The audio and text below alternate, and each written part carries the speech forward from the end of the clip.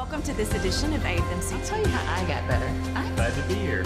But a mission to Delivery of. Well, I think that we're going to talk about everybody's. Arkansas is the second highest prescriber. Welcome to AFMC TV. I'm Robin Ledbetter. Thank you for joining us. Today I have with me Kim Hooks, and she is the Arkansas State Board of Nursing Assistant Director for ArNAP. Kim, thanks for being here. Thank you for having me. I'm glad to be here. So first up, tell us what ArNAP is. What does that stand for?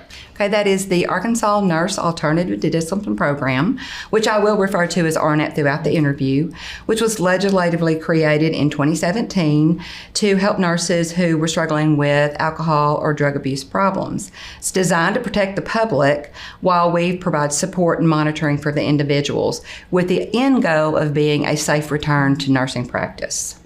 And so it's a non-disciplinary monitoring program. What does that mean? So if a nurse completes the program, there's many requirements to it, successfully, then there is no discipline flag on their nursing license.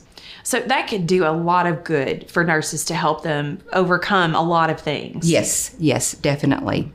So is the program voluntary? It is voluntary.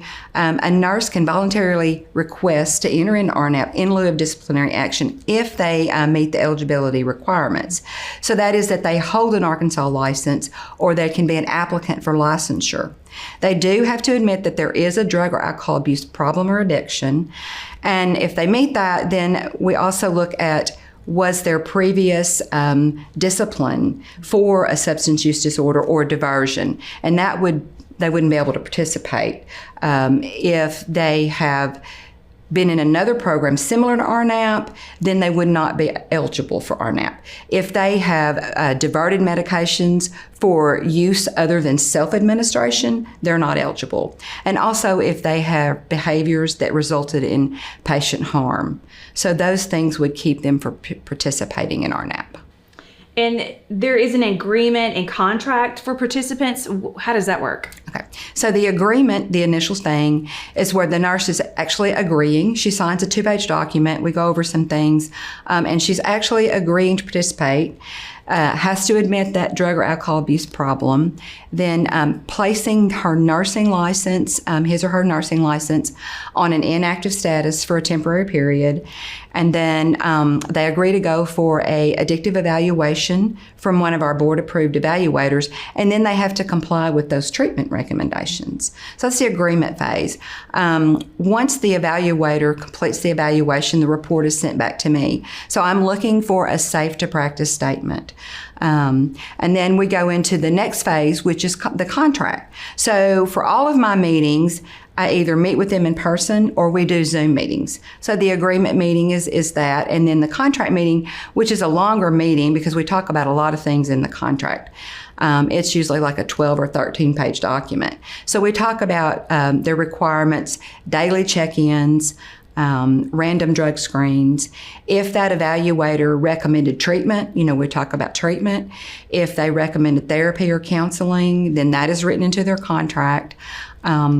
Also, if there's support group meetings such as AA or NA.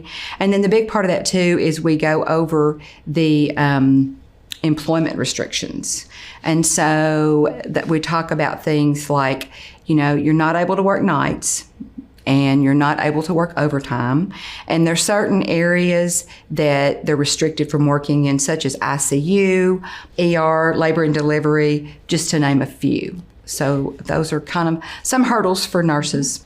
And you mentioned it's temporary. What does like a time window look like for something like this? Is it months? Is it years, days?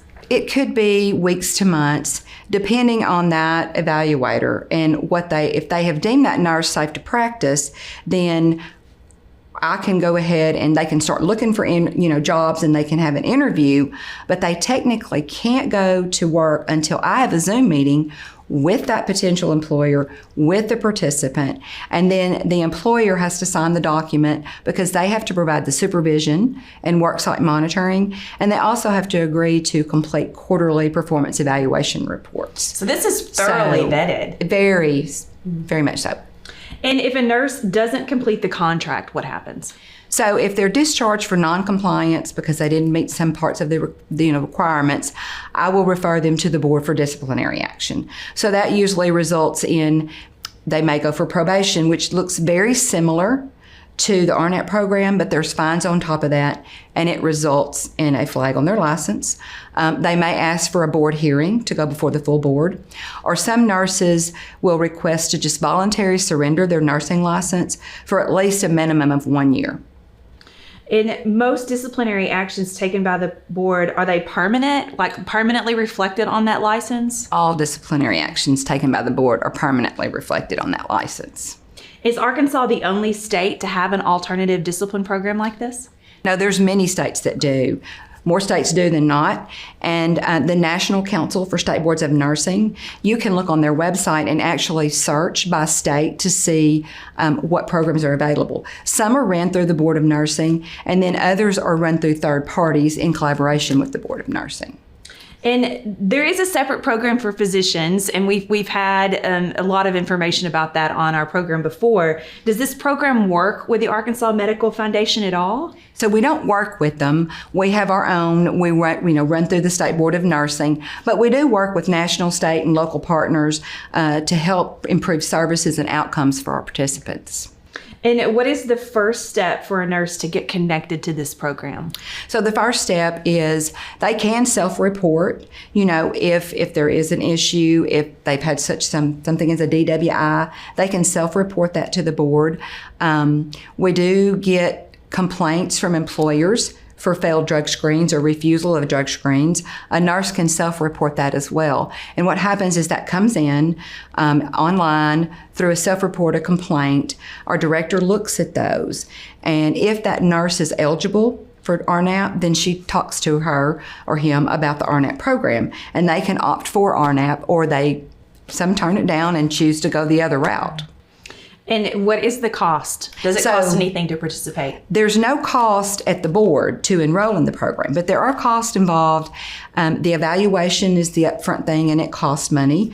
If they are ordered to treatment, that's going to cost. If there's therapy or counseling, the big part is their random drug screens, which they'll be doing throughout the duration of their contract. Well, Kim, thank you. Thanks for talking about this important program. And what should the public do if nurses or physicians, the healthcare community, want to learn more? You have a website. We do have a website, Arkansas State Board of Nursing, and on the side there is a little quick link for ArNAP. If you click on that, it goes directly to my contact information. Okay, thank you. Thanks for being here today. Thank you. I appreciate it. And that's it for this episode of AFMC TV. Thanks for watching, and have a great day.